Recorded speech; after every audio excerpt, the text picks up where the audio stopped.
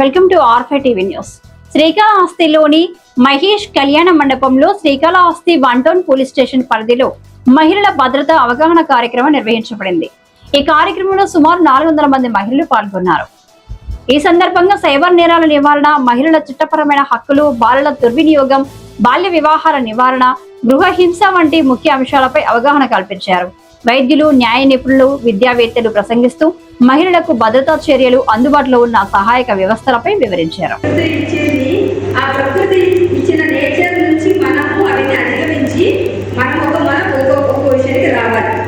So కాబట్టి first మన mind గురించి మీకు చెప్పాను. అంటే 50,000 నుంచి 60,000 థాట్స్ వస్తాయి. అందులో 90% జరిగిపోయి వస్తాయి. ఇప్పుడు ఏం చెయ్యాలి అనే దాని గురించి ఆలోచించాలి అనేది. ఓకే మేడం, మనం ఫోకస్, ఇది ఎందుకు చెప్తున్నా అంటే ఫోకస్ పెంచుకోవాలి. పెద్దవాళ్ళు కావచ్చు, చిన్నవాళ్ళు కావచ్చు, ఫోకస్ పెంచుకోవాలి.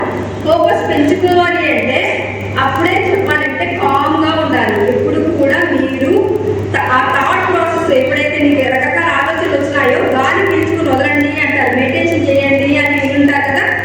ధ్యానం చేయండి అంటేనే దాంట్లో మీనింగ్ ఏంటి అంటే ఆ వచ్చే ఆలోచనలన్నింటినీ కూడా కామ్ డౌన్ చేయండి. మీరు ఏం చెయ్యాలి అనేది ఒక ఆలోచన, ఒక ప్రణాళిక వేసుకోవాలంటే మీకు గతంలో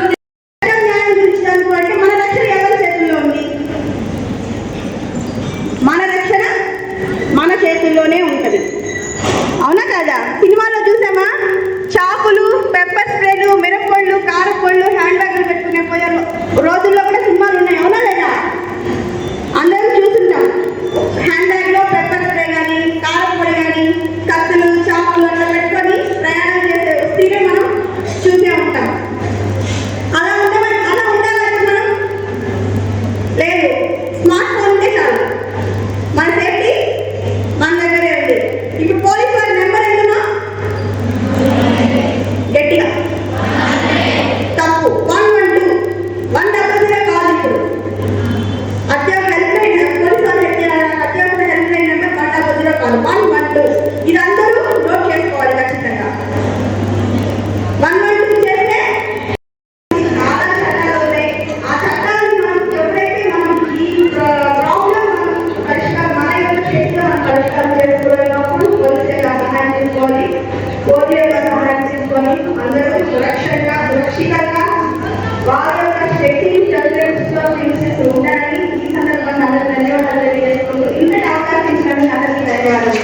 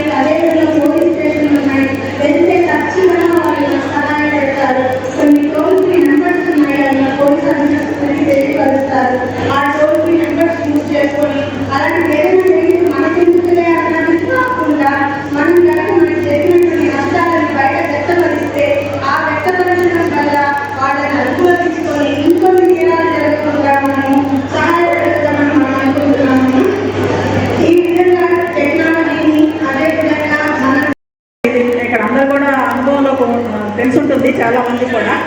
కాబట్టి ఇది ఒక గోల్డెన్ ఎరా. మీరు కొంచెం కనుక సెల్ఫ్ కంట్రోల్లో ఉండి, అంటే ప్రభుత్వాలు కూడా ఇప్పుడు మేము ఇక్కడ స్టేజ్ మీద కూర్చున్న వాళ్ళు చదువుకునే రోజుల్లో ప్రభుత్వాలు ఇన్ని సౌకర్యాలు కల్పించాల. ఏంటి, ఒక ఎడ్యుకేషనల్ పరంగా అయితేనేమి, లేదంటే ఇన్ని చట్టాలు, అంటే అవసరం కూడా ఏర్పడింది. ఆ విధమైనటువంటి సౌకర్యాలు కల్పించాల్సినటువంటి అవసరం ఏర్పడింది. కాబట్టి ఇంతకుముందు లేనటువంటి ఆపర్చునిటీస్ ఎన్నో ఇప్పుడు మీ ముందు ఉన్నాయి. కాబట్టి మీరు కొంచెం సెల్ఫ్ కంట్రోల్గా, ఎందుకంటే మనము ఒక చుట్టూ రకరకాల సమస్యలు ఉంటాయి మనకి.